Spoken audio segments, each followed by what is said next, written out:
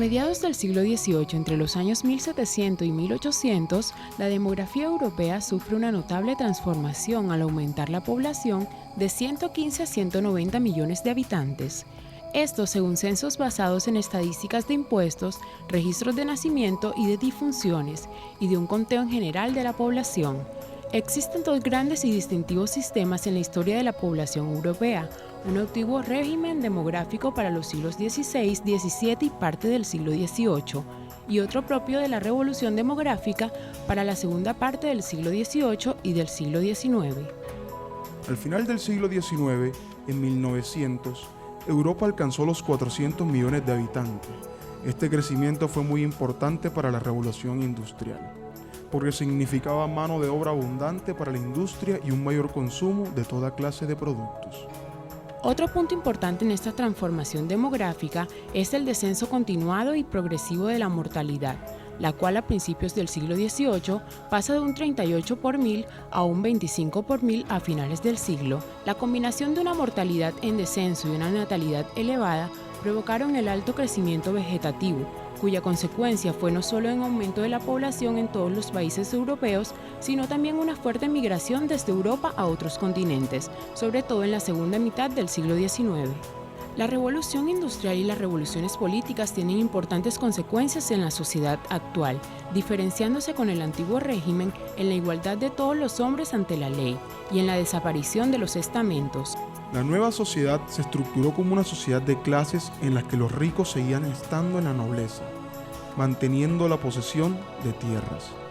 La clase dirigente, que era la gran burguesía o la burguesía de los negocios, propietarios de fábricas, transportes y bancos. Las clases medias o pequeña burguesía, siendo los comerciantes, gentes profesiones liberales, artesanos. Debajo de estos grupos minoritarios se hallan los proletarios, población con escasos medios económicos como los campesinos y los obreros de las fábricas. A lo largo del siglo XIX se consolidó la conciencia de la burguesía como clase social, distinta a las demás, con responsabilidad para dirigir la vida económica, basándose en una sólida fe en el progreso y aprovechando con ingenio y habilidad los nuevos recursos de la ciencia y de la técnica, consiguiendo así un predominio económico en la sociedad de este siglo. Su gran diferencia con la aristocracia de los siglos anteriores está en que no se mantiene como una clase cerrada. Esta admite que por méritos de trabajo y de capacidad, gente de procedencia social baja puedan llegar a la cumbre a la gran burguesía. El obrero de la época industrial no es dueño de lo que produce, porque la producción pertenece al propietario de la fábrica. Vive exclusivamente de un salario extremadamente bajo que le paga el empresario, debiéndose a la abundancia de mano de obra, puesto que aún ofreciendo poco, los empresarios siempre encontraban trabajadores. Estos salarios repercutían en toda la vida del obrero. Él y su familia tenían poco dinero para alimentación, vivienda y vestidos. Su nivel de vida era muy bajo y su cultura muy escasa. La mayoría de los hijos de obreros no iban a la escuela porque era preciso que trabajasen desde niños. Por ello, casi todos, especialmente las mujeres, eran analfabetas. El Estado aquí no intervenía, se limitaba a mantener el orden público y a vigilar el cumplimiento de las leyes. Esta situación se veía agravada por la inseguridad. El obrero que trabajaba en condiciones inhumanas estaba expuesto a múltiples accidentes de trabajos y no disponía de ningún seguro ni de servicio médico, y en cualquier momento podía encontrarse sin trabajo, ya que el dueño de la fábrica podía despedirle libremente. Ante su situación en el trabajo y en la sociedad, los obreros no podían hacer nada individualmente, debían asociarse, pero la mayoría de ellos no comprendieron la importancia de la asociación. Era preciso que se despertara la conciencia de clase. Por Gran Bretaña ir delante en el camino de la revolución industrial fue aquí donde iniciaron los movimientos obreros, teniendo lugar el enfrentamiento con las máquinas, produciéndose revueltas y destrucción de las mismas, puesto que los obreros consideraban que éstas le quitaban el trabajo. Por el afán de conseguir mejores salarios, disminución de horarios y mayor seguridad en el trabajo, en 1820 se fundaron las primeras agrupaciones llamadas trade unions, asociaciones locales de obreros de un mismo oficio. En este momento hubo un empresario que analizó los problemas y quiso buscar soluciones, Robert Owen, que consideraba que la propiedad privada hace al hombre demonio y del mundo un infierno.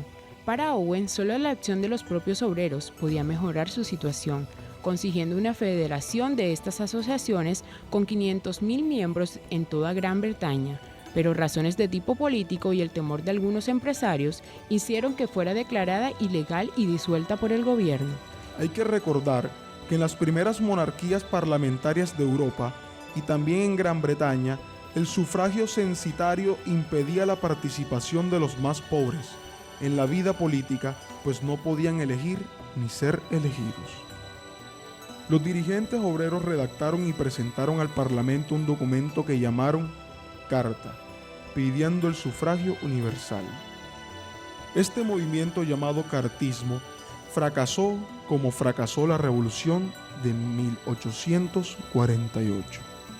Durante unos 20 años, hasta la Revolución de 1848, aparecieron varias teorías reformistas a las que posteriormente se llamó socialismo utópico, porque lo que intentaban parecía imposible de realizar, puesto que partían del principio de que el ser humano es bueno por naturaleza y que si se le ofrece una auténtica igualdad de oportunidades, sin injusticias ni egoísmos, dejará de haber pobres y ricos y todos los hombres serán realmente iguales.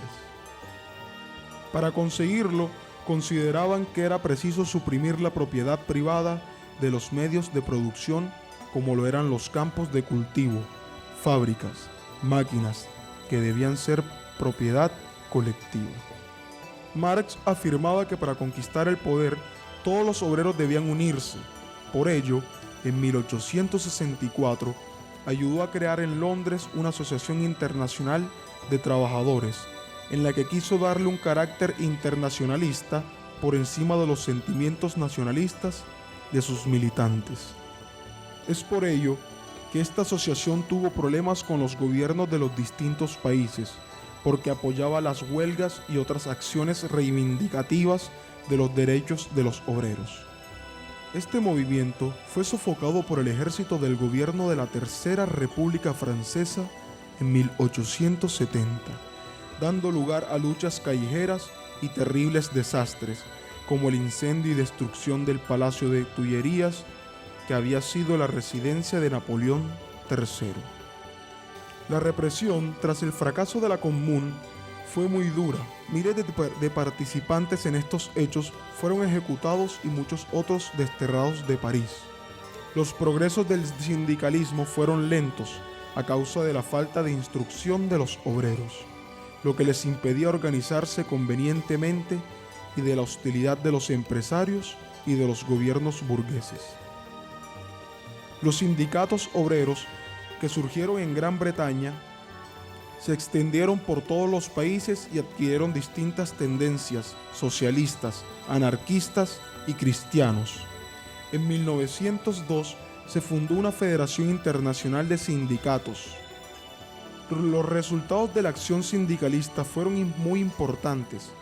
Además de crear una conciencia social del problema obrero, consiguieron la intervención del Estado en la vida económica.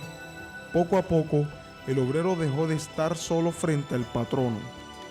En 1890, los sindicatos empezaron a exigir la jornada laboral de 8 horas y por la misma fecha aparecieron los seguros sociales contra accidentes, enfermedad y vejez.